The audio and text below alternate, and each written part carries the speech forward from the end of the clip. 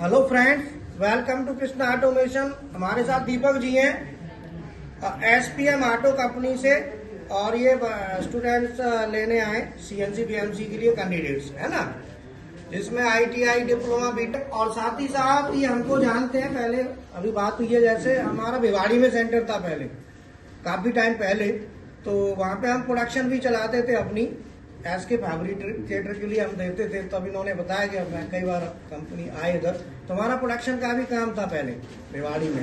तो सर थोड़ा इंट्रोडक्शन दे दो, फिर आगे बढ़ते हैं। मेरा नाम दीपक कुमार है, यूपी मुरादाबाद का रहने वाला हूँ। यहाँ पे एस के फैब्रिक एस के का नाम है ये SPM auto system private limited में 11.5 साल से काम कर रहा हूँ। अपना पोस्ट बताइए। मेरा पोस्ट सीनियर इंजीनियर हूँ। प्रोडक्ट्स, हाँ, मशीन शॉप में लगभग 11-12 सुपरवाइजर मेरे अंडर में काम करते हैं। और यहाँ पे मैं इंटरव्यू के लिए आया हूँ। हमें कैसे जानते हो, थोड़ा ही बता दो। सर गोपाल सर जो हैं, इनको मैं भिवाड़ी में भगत सिंह कॉलोनी में इनका ट्रेनिंग सेंटर था, वहाँ से इनको जानता हूँ। इनके साथ में एक सुखबीर जी रहते थे, उनको भी जानता हूँ।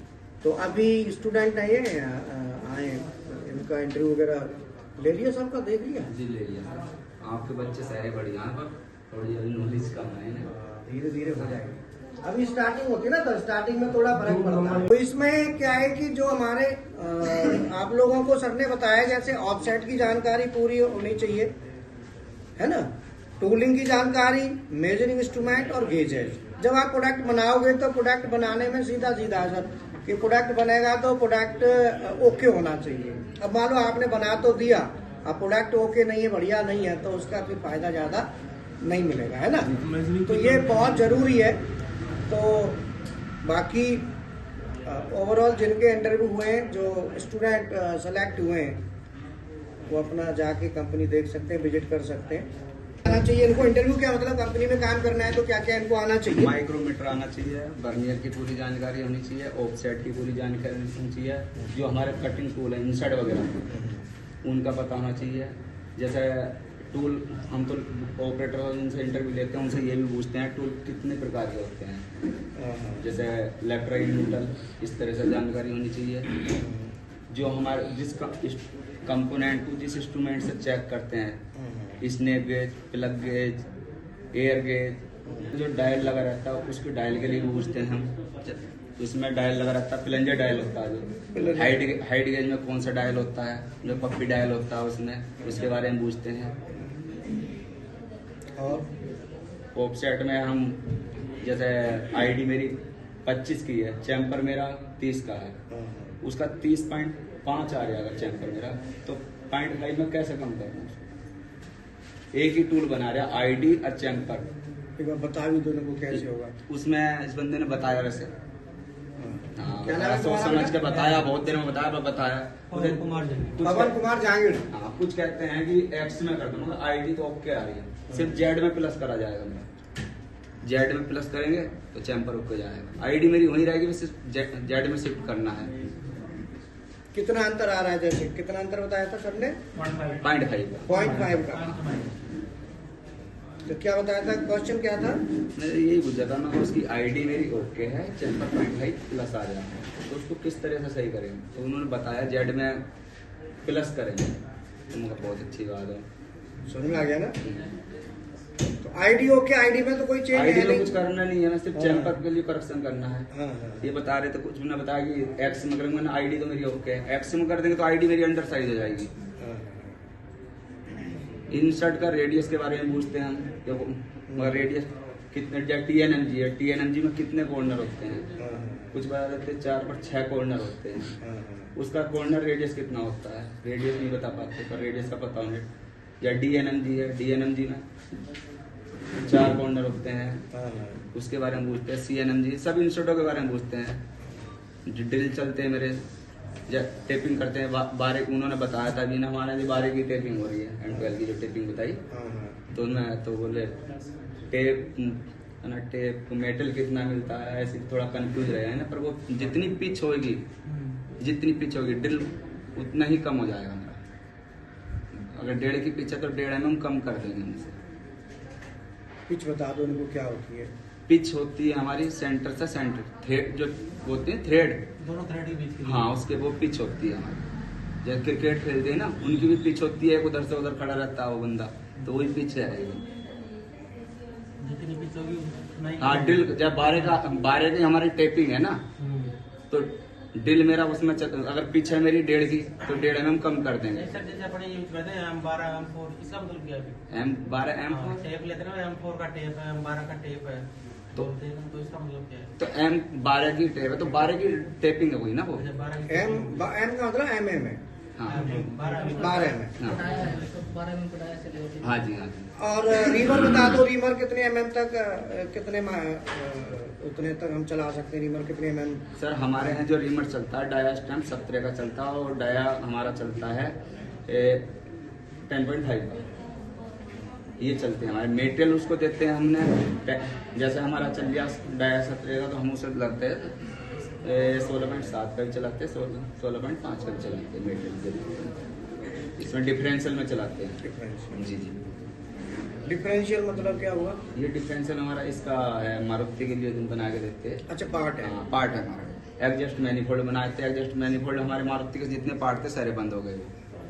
डीजल की गाड़ी बंद कर दी ना, हाँ, हाँ। तो मैनिफोल्ड फिर हम बड़ी बड़ी गाड़ियों को देते हैं, जेसीबी को जाता है या टाटा वगैरह इन्हें जाता है। मारुति अब डीजल में बनाई नहीं रही? नहीं सर हमारे हम तो दे नहीं रहे। ठीक है। तो सर ने बताया ना, जैसे रीमर है ना, रीमर का जो साइज लेते हैं, रीमर जैसे बोरिंग है, तो रीमर होता ही 300-400 माइक्रोन, 200-300 के लिए होता है। जैसे मान लो 10 की टैपिंग करनी है और रीमर चलाना है, तो रीमर आप 9.8 का चलाएंगे।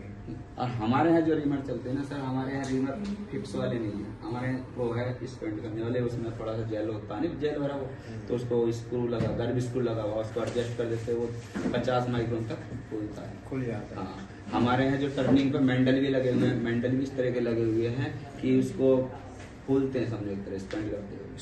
हाँ। और बताओ, कुछ टिप्स बता दो इनको। इंटरव्यू जिनका बढ़िया जाए और आगे के लिए तरक्की करें, आप आए हो तो कम से कम ये तो बता ही जाओ। क्यों जी? इंटरव्यू सर यही है हमारे यहाँ तो बस इतनी, ये वेबसाइट के बारे में पता होना चाहिए, गेज के बारे में पता होना चाहिए, सबसे मेन जानकारी है। और डायरेक्ट प्रोग्रामर से बात नहीं बनेगी, प्रोग्रामर तो एकदम बन जाएगा बंदा तुम सब। मेन है प्रैक्टिकल नॉलेज मशीन की, जैसे मशीनों का अलाइनमेंट करना होता है, तो अलाइनमेंट अगर करेंगे तो फुल जानकारी मिल जाएगी मशीन के बारे में। मशीन के बारे में। हाँ, मशीन का टैरेट उतारेंगे, डिश उतारेंगे, जब उसकी फुल जानकारी मिल जाएगी इसकी। अगर टूल लगाया हमने, वेबसाइट ली, उसके टूल टाइप के बारे में बंदे से जब वो बोल रहे थे ना कि मैं सेटिंग कर देता हूँ, मगर टूल टाइप का अटक देते। टूल टाइप होती है हमारी 8, जैसा 41, 42 यूज करते हैं ना, तो वो टूल टाइप डालनी ही जरूरी है। अगर टूल टाइप नहीं डाली तो प्रोफाइल में दिक्कत आएगी। हाँ, प्रोफाइल नहीं बनेगी। समझ में आई ना? प्रोफाइल के लिए टूल टाइप डालनी जरूरी है। अगर वेबसाइट में हमने अगर कॉर्नर रेडियस हमारा 0.4 है इंसर्ट का, 0.8 डाल देना, तब भी दिक्कत आएगी प्रोफाइल में। फिनिशिंग में कौन सी इंसर्ट चलानी ठीक है? जो नोज रेडियस कौन सा ठीक रहेगा? सर हम तो 0.4 की चलाते हैं फिनिशिंग में, आईडी में भी 0.4 की चलाते हैं, और जो हमारी ओडी टर्निंग करते हैं उसके लिए भी 0.4। रफ में 1.2 की भी यूज करते हैं हम, 0.8 की भी यूज करते हैं। वो थोड़ा कुछ कंपोनेंट पे भी डिपेंड करता है कि हमारा उसका जो कॉर्नर रेडियस कितना मांगा हुआ है। हाँ, अगर 0.8 मांगा तो 0.8 की चला देंगे डायरेक्ट, वहाँ हमें रेडियस लगाना नहीं पड़ेगा। हाँ, रेडियस लगाना नहीं पड़ेगा प्रोग्राम में। सही है। 0.8 का रेडियस मांगा है कॉर्नर पे और 0.8 का इंसर्ट है, हाँ, तो 0.8 की लगा वो अपने देंगे। आप ही आ जाएगा। फिर उसमें प्रोग्राम में भी नहीं देना प्रोग्राम में पड़ेगा। देने की जरूरत नहीं है। और सर एक चीज ये बता दो कि जॉर्ज में एक बार में कितना कट लगाएं? सर हमारे यहाँ इस कंपनी में जोज में कट नहीं लगता, पर जोज में कट मारने वाली बात है तो मैंने 12-12 mm का कट मारा, 13-13 mm का, जितनी पूरी इंसर्ट है पूरा ही कट मार दिया एस के फैब्रिक कट। वहाँ तो वैसा काम था। हाँ, वहाँ जहाँ सॉफ्ट हमारा मटेरियल भी बहुत निकलता था। हाँ, वहाँ इस तरह के कंपोनेंट, अगर इसको पकड़ना है हमें, अगर आईडी पकड़ेंगे तो किसी कंपोनेंट की अगर आईडी पकड़ी है ना, तो जोज की हम ओडी पकड़ेंगे, वो ओडी पकड़ेंगे ना, ओडी पकड़ी किसी कंपोनेंट की, तो उसकी जो हम आईडी में लगाएंगे। अगर आईडी पकड़ी है तो जोज के ऊपर लगाएंगे हम रिंग, उसका, क्योंकि आर तो जब भी मैच होगा ना सर। बिल्कुल। हाँ, हमारे यहाँ चक भी जो चलते हैं सर, हमारे यहाँ पावर चक नहीं है, पावर चक एक आध है, यूबीएल चक है, पीडीसी चक है हमारे यहाँ, यूनिवर्सल चक और पुल डाउन चक। हाँ, तो उसमें कट लगाने की जरूरत ही नहीं है फिर तो। हाँ, उसमें जोज वगैरह वो भी फिक्स है हमारी। अगर मान लो वेरिएशन आ रहा है तो कैसे कंट्रोल करते हैं? वेरिएशन आ रहा है तो उसको हम डायल करके मेंटेन करते हैं। अच्छा, डायल करके। हाँ, फिर हमारा अगर वेरिएशन आ गया किसी के, तो उस वेरिएशन को हम सेकंड सेटअप में निकालते हैं, उस सेटअप पे सारा फाइनल कर देते हैं, आईडी ओडी, फिर आईडी पकड़ कर हम आगे जितना वेरिएशन है अगले नेक्स्ट ऑपरेशन पे निकालते हैं। जैसे जॉज को हम डायलिंग करेंगे, जैसे वेरिएशन आ रहा है, हाँ। तो कितने तक चल जाता है सर हमारे डायल करने के सर बाद? कंपोनेंट हमारे हैं जो पॉइंट 2 में भी करते हैं वेरिएशन, पॉइंट 1 में भी करते हैं, वो कंपोनेंट के ऊपर है। कंपोनेंट के ऊपर डिपेंड करता है। तो ये सर ने जैसे बताया कि जॉज में जैसे कट लगाया, तो कट लगाने के बाद फिर वो चेक करना होता है कि हमारा वेरिएशन कितने में आ रहा है, जी है ना? तो वेरिएशन हम चेक करेंगे, तो वेरिएशन का सही प्रोसीजर क्या है? जैसे रन आउट करेंगे उसका जॉज में करें या पीस लगा के करें? सर हम जोज में भी करते हैं, पीस पे भी करते हैं। पीस लगाएगा, फाइनल पार्ट लगाएगा देखते हैं उसमें, उस पर रन आउट चेक नहीं, चेक में करना है तो चेक के ऊपर करते हैं। चक्कर रन आउट, जी चक्कर रन आउट कितना चल जाता है चक में? सर हम तो 50 माइक्रोन तक लेते हैं। 50 माइक्रोन। हाँ, देखो चक वो कंपोनेंट के ऊपर बात होती है। मतलब ये है कि चक भी चेक होता है ना, चक पे भी डायल करके देख लिया करो। 50 माइक्रोन तक जैसे सर बता रहे हैं, 20-30। अब डिपेंड करता है कि आपके पास मटेरियल क्या है, जहाँ पे ज्यादा एक्यूरेसी चाहिए तो डाउन जाना पड़ेगा। टॉलरेंस है 1 mm की, तो उसमें 20 माइक्रोन में क्या करेंगे? हाँ, 1 mm की। अब जहाँ टॉलरेंस ही 10-20 माइक्रोन है, तो वहाँ तो बिल्कुल ही आपको करना पड़ेगा कंफर्म, है ना? 10 से 20 माइक्रोन, विदिन 10 माइक्रोन जो है ना रखा जाता है, जहाँ पे टॉलरेंस बिल्कुल क्लोज टॉलरेंस है। ठीक है ना? तो आपने सर ने जैसे बताया ना 2 पॉइंट्स बताए मेजरिंग के, वर्नियर, माइक्रोमीटर, प्लंजर डायल, पप्पी डायल, और ये सब जो है ना air ring gauge, air plug gauge, क्यों नहीं, बोर गेज, स्नैप गेज, इनकी नॉलेज आपको जरूरी है। प्रोग्रामर के लिए ये सब चीज जरूरी होती है। आप प्रोडक्ट बना रहे हो तो ऐसा नहीं होता प्रोडक्ट बना दिया, प्रोडक्ट में सब चीजें देखी जाती हैं। तो प्रोग्रामिंग के साथ साथ ये भी पार्ट है। तो आप अपनी जो पढ़ाई करते हो, जैसे 10 घंटे 12 घंटे जो भी आप टाइम दे रहे हो, उसमें से कम 25 से 30% टाइम इसमें, मतलब प्रोग्रामिंग में 2/3 प्रोग्रामिंग के लिए और 1/3 अदर के लिए, इतना रखना। और 50-50 भी करते हो तो अभी कोई दिक्कत नहीं, बट प्रोग्रामिंग का 2/3 से ज्यादा समय मत दो। क्यों सर? जी, कम से कम 1/3 समय इन चीजों के लिए दो। समझ में आया ना? तो और कोई क्वेश्चन है पूछ लो सबसे। जो ऑपरेटर होगा सर, तो जितने आउटसाइडिंग है सब ऑपरेटर ही लेगा? हाँ जी, सिर्फ सेटिंग को छोड़ गए, बाकी सब ऑपरेटर करेगा। मतलब मशीन की सेटिंग को छोड़ करके जितना चक वगैरह, जो टूल वगैरह, चेंजिंग वगैरह सब ऑपरेटर करेगा। सेटिंग भी करेगा? सेटिंग जब करेगा उसको, हम बंदे को जब नॉलेज हो जाएगी ना, तो वो सेटिंग ही करेगा। अब मान लो तुमने अभी से कहोगे मुझे सेटिंग दे दो, अब सेटिंग का परफेक्शन नहीं है, तो एक दो बार तो करके देखोगे ना करते हुए। तो प्रॉब्लम इतनी आती है, सेटिंग में लगा दिया आपको, चैटिंग आ रही है, रन आउट आ रही है, ओवरटी आ रही है, ये कैसे सही करोगे? कोई साइज वेरिएशन आ गया, सेटिंग में लगा दिया, आप आगे बंदा सेटिंग कर लेगा, तो कैसे सही करोगे आपको बताइए। ये जब आएगी आपको नॉलेज, जब प्रैक्टिकल करोगे, बस पहले भी करा जाता है ना, जोज लगती है, जो सर बताते हैं वो कट भी मारा जाता है, कट मारा जाता है। अब एक इनका चैटरिंग का बता दो कि चैटरिंग कैसे कैसे दूर हो। सर चैटरिंग के लिए है, चैटरिंग के लिए तो बगैर प्रैक्टिकल के नहीं होती, हीट से भी हो सकती है, आरपीएम से भी होती है, टूल से भी हो सकती है। फिर भी कुछ पॉइंट्स बता दो। आईडी की चैटरिंग सर मैं जो अपने हैं सही करता हूँ, आपको बता देता हूँ।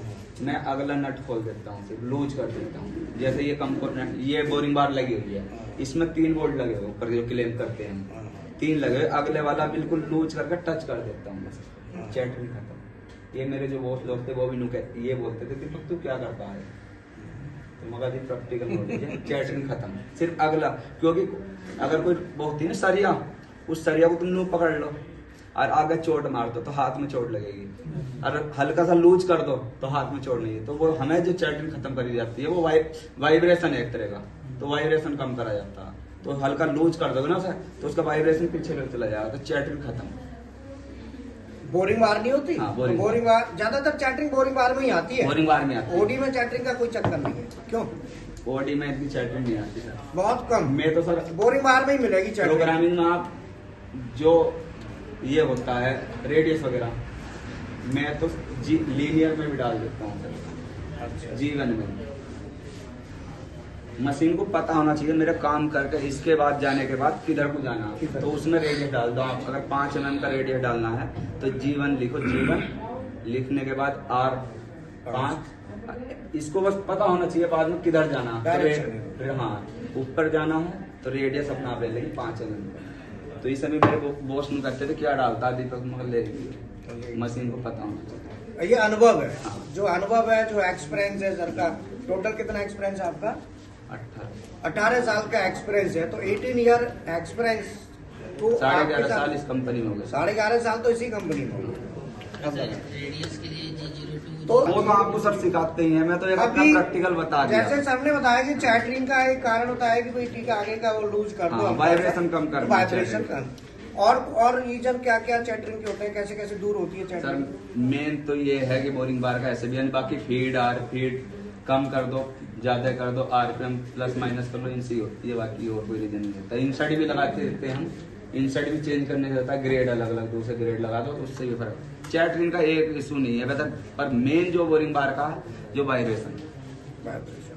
अब वाइब्रेशन आने के रीजन ये भी हो सकता है हल्की बोरिंग बार लगा दी मान लो। हाँ जी, हाँ जी, Heavy हमारे यहाँ boring- कार्बाइड की बोरिंग बार चलती है, नॉर्मल बोरिंग बार नहीं चलती है हमारे यहाँ। कार्बाइड के टूल बोरिंग बार चलती है, बोरिंग बार भी कार्बाइड कार्बाइड की चलती है। हैवी हल्की वाली लगा दी मान लो मटेरियल की, तो चैटरिंग आ जाएगी। चैटरिंग समझते हो ना, वाइब्रेशन। टूल जो है बोरिंग उधर का बार की है। लेंथ उतनी बांधनी चाहिए जितनी जरूरत है। हाँ, लेंथ ज्यादा होगी हाँ। तो भी चैटरिंग आ जाएगी। अगर मेरे को जाना 20 mm 50 mm लंबी बांध दी तो वो भी सक्सेस है। हाँ, लेंथ भी कंट्रोल करो, आगे का बोल्ट थोड़ा लूज कर दो। मशीन एक्सीडेंट कर सकता है लंबी बात में। एक्सीडेंट तो कर ही सकता है, एक्सीडेंट तो ये कि आप नहीं, साइड लेंगे, accident तो आप offside ऑफ साइड लोगे। लेंगे तो वो उतनी उससे प्लस रहेगी। और देखो एक्सीडेंट तो इसीलिए नहीं करेगा कि आप ऑप्शन लेते Offside ऑप्शन तो लो। लेके ही चलाओगे ना मशीन। हाँ। बगैर ऑप्शन के तो चलाओगे नहीं। तो एक्सीडेंट तो नहीं है। चलो, और रन आउट को दूर करने का कुछ बता दो। रन आउट का सर ये बताया, डायल करा जाए, कट या जोज में कट। कट मार दो, मेन कट ही है, कट मार के रन आउट दूर हो जाएगा। ओवल्टी प्रेशर वगैरह सभी होती है, कंट्रोल ओवल्टी प्रेशर अमूमन कितना रखना चाहिए? वो भी कंपोनेंट थिकनेस। बाल है मेरी 5 mm, प्रेशर दी तो 20 kg तो बैंड होने हैं। बाल मेरी अगर ज्यादा कंपोनेंट की थिकनेस ज्यादा है तो प्रेशर दे सकते हैं, नहीं तो ओवल्टी कोई तो अंडाकार बन जाएगा, इसका दबा देगा कंपोनेंट को प्रेशर।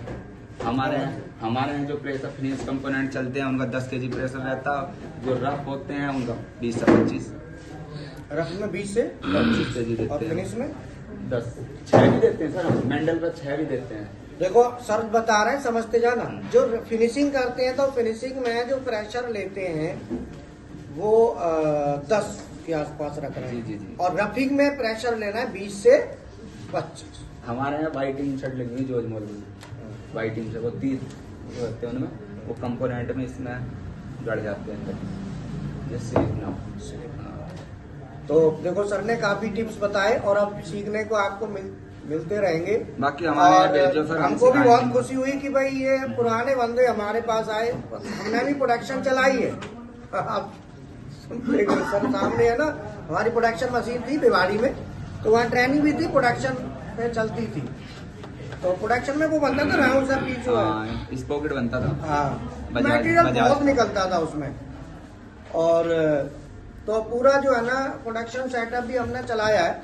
बाद में फिर थोड़ा सा ट्रेनिंग एरिया में ज्यादा इंक्लूड हो गए, तो वो थोड़ा सा हमने फिर रोकना पड़ा। तो बहुत बढ़िया दीपक जी आप आए, आपने बताया, समझाया इनको और टिप्स दिए चैटरिंग और रन आउट की, ओवरटी चैटरिंग रन आउट। सेटिंग कौन सी करनी पड़ती है? बीएमसी का होता है। वीएमसी सेटिंग किस तरह से करनी है? सेटिंग तो हमारे यहाँ क्या हाइड्रोलिक पिक्चर है हमारे यहाँ। पिक्चर को डायल इंडिकेटर लगा के। हाँ, डायल लगाए गए। अगर हमारे यहाँ क्या है, इस तरह से है, ये पूरा बेड जैसे ही बना हुआ है।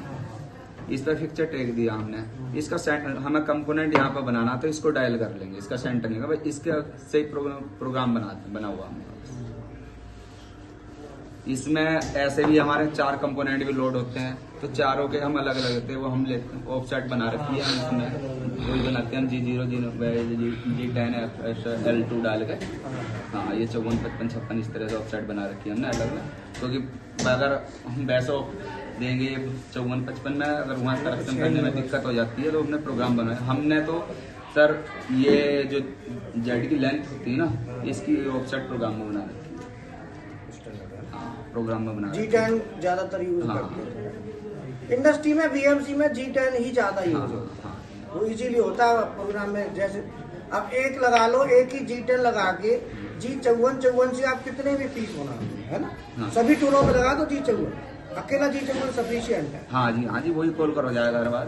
अब ये कॉल कर, ठीक है। तो चलो इसकी क्लास हम करेंगे G10 की, उसमें बताएंगे आपको कैसे यूज होता है, ठीक है। तो बहुत बहुत आपका धन्यवाद सर, आपने बच्चों को टिप्स दी, thank you very much. Deepak ji हैं SPM ऑटो कंपनी में सीनियर इंजीनियर प्रोडक्शन, और टोटल एक्सपीरियंस है इनका 18 साल का है, और ये हमारे पुराने नोन है।